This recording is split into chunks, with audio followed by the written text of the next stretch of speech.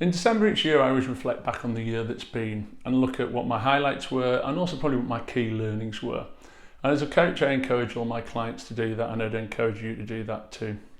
In my blog, I looked at my highlights, and 2022 was a great year. I really enjoyed it. So what were my key learnings from 2022? And I've broken these into three areas. One is some of the technical skills that I learned. One is around the coaching process. And the third one is around running a coaching business. And I got three key learning points in each area. So in the first area, it was the technical skills and learning what I'm calling assessment, learning some of the new assessment techniques that we can use in coaching to help a client better understand themselves. And the first one was a strength scope tool in which we, with a diagnostic tool, help the clients understand what behaviours potentially build their energy and their strength, and which behaviours possibly they're less comfortable with, or which techniques they're less comfortable with and possibly detract their energy, if you like. And it helps them understand which strengths they might play with and which ones they might want to work on. Secondly was JCA's Global Behaviours 360, another diagnostic tool in which a client can get 360 feedback from peers and colleagues and direct reports and seniors, etc., both quantitative and qualitative, and then explore those with the coach to understand perhaps where they want to focus on in the year ahead in terms of development areas or coaching goals. And then finally was working and delivering a leadership behaviours framework, which was a framework which identified 7 key leadership behaviours, and using StrengthScope and interview techniques, we worked with a number of clients to identify where their strengths lay and where their development areas lay against that framework, and again what that might mean they wanted to work on going forwards. So those are my learnings in terms of assessment. In terms of the coaching process, the first of my key learning areas was the importance of stakeholder feedback. In Robert Walters, we use stakeholder feedback as the beginning of all of our coaching experiences with one-to-one clients. And it's a very rich way of holding up the mirror for the client and letting them see what their peers and their colleagues and their line manager think of them in terms of their strengths and development areas. I don't use this as much in my private client work, and I think that's a really missed opportunity. And it's primarily to do with typically affordability, or what's perceived affordability.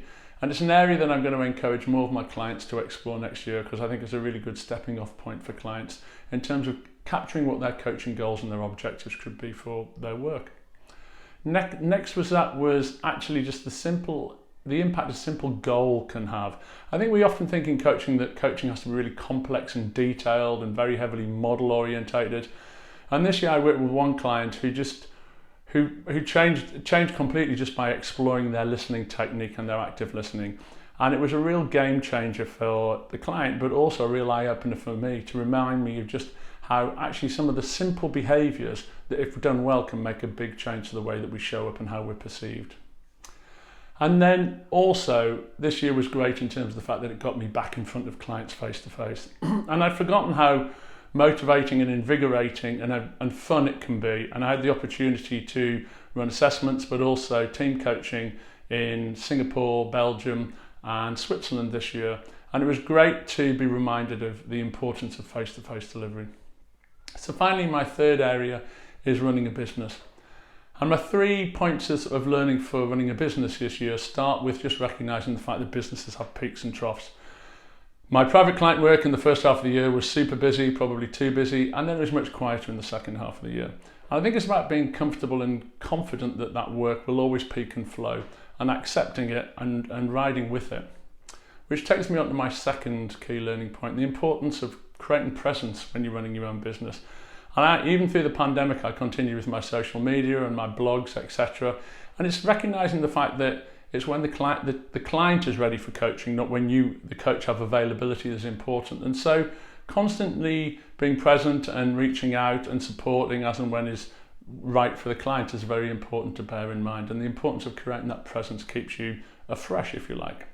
And then finally, I think my final learning point is last year I was working 4 days a week for Robert Walters, and I was trying to run my private work 1 day a week. And to be honest with you, that was quite exhausting, and it wasn't really enough time to do justice to it. This year I went 3 days a week with Robert Walters and 2 days a week private clients, and it's felt much more comfortable. It's felt that I've been able to give more time to activities like this, as well as obviously doing the actual delivery. And so I think it's just about being realistic in terms of what's actually required to deliver.